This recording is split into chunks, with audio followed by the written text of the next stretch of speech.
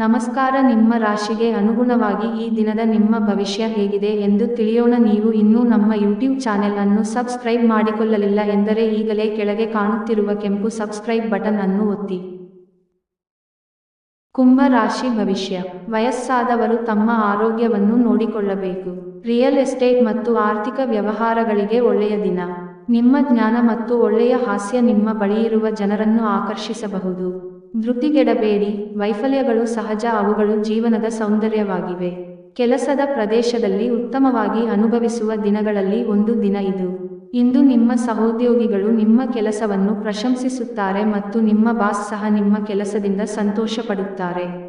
ಉದ್ಯಮಿಗಳು ಸಹ ತಮ್ಮ ವ್ಯಾಪಾರದಲ್ಲಿ ಪ್ರಯೋಜನವನ್ನು ಪಡೆಯಬಹುದು.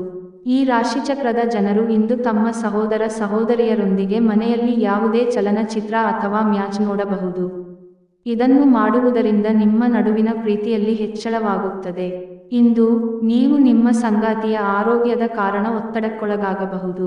ಉಪಾಯ: ಚಂದ್ರನ ಬೆಳಕಿನಲ್ಲಿ 15 ರಿಂದ 20 ನಿಮಿಷ ಕುಳಿತುಕೊಳ್ಳುವುದು ಆರೋಗ್ಯಕ್ಕೆ ಉತ್ತಮವಾಗಿರುತ್ತದೆ.